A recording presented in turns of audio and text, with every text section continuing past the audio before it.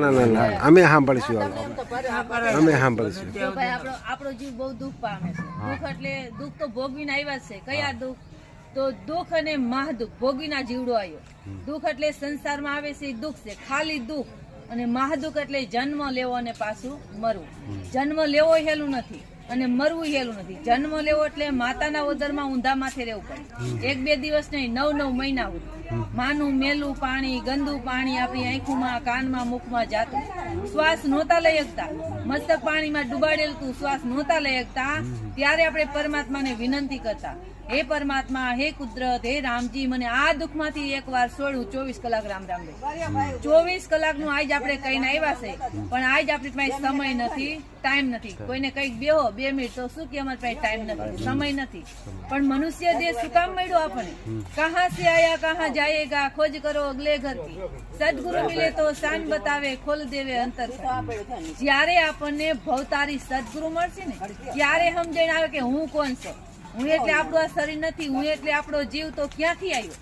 એક વાર મનુષ્ય દેહ નહોતો મળ્યો ત્યારે આ જીવ ક્યાં હતો, અને હજી પણ આ શરીર છોડીને જીવ જાય છે તો ક્યાં જાય છે એની આપણે ખબર હોવી જોઈએ કે નહીં? અત્યારે નથી, પણ સદગુરુ મળે તો એની સમજણ આવે કે આ જીવ ક્યાંથી આવ્યો ને ક્યાં જવાનું. આપણો જીવ બહુ દુઃખ ભોગવે છે. અરે જન્મવાના દુઃખ, મરવાના દુઃખ, ગઢપણના દુઃખ, ગર્ભના દુઃખ, 84 ના દુઃખ, નરકના દુઃખ, જમનો માર, બધાય દુઃખ આપણો જીવ ભોગવે છે, બહુ ભોગવે છે, બહુ દુઃખ પામે છે.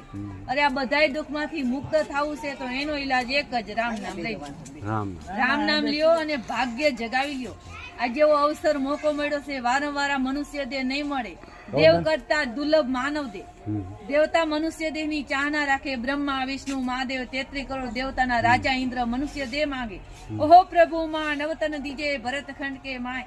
કેવલ ભક્તિ કરું સંત સેવા, ઓર કર્યા કશું નહીં. કોણ કહે છે? ઇન્દ્ર બોલે છે, હે પરમાત્મા, મને મનુષ્ય દેહ આપો ને તો ભારતમાં આપો. હું કેવલ રામ નામની ભક્તિ કરીશ, રામ નામી સંતોની સેવા કરીશ. કોણ બોલે છે? ઇન્દ્ર. અને જે જગ્યાએ ઇન્દ્ર મનુષ્ય દેહ માંગે છે એ જગ્યાએ મનુષ્ય દેહ આપણે મળી ગયો ભારતમાં જ. ભારતમાં જ મળ્યો કે નહીં? આપણે મનુષ્ય દેહ ભારતમાં મળ્યો. અને આપણે શું કરવા લાગ્યા? મારા દીકરા, મારા મકાન, મારું કુટુંબ, મારું પરિવાર. અરે મારું મારું કહીને મેળવું તારું નથી તલભાર. આપણું તલભાર નથી, રતિ ભાર નથી, કારણ કે આપણા જીવની હારે કાંઈ નહીં હાલે એટલે આપણું નથી. પરમાત્માએ આવો મનુષ્ય દેહ દીધો. આંખની જગ્યાએ આંખું બનાવી, કાનની જગ્યાએ કાન, મુખની જગ્યાએ મુખ, હાથની જગ્યાએ હાથ, પગની જગ્યાએ પગ. સુંદર મનુષ્ય દેહ દીધો કે નહીં? જો આંખની જગ્યાએ કાન આપી દીધા હોય અને કાનની જગ્યાએ આંખું આપી હોત તો પરમાત્માનો આપણે શું ખરાબ કરીએ? અરે હારી બુદ્ધિ આપી ત્યારે આપણે અહીંયા આવી હગી છીએ અને બધું કામકાજ કરી હગી છીએ.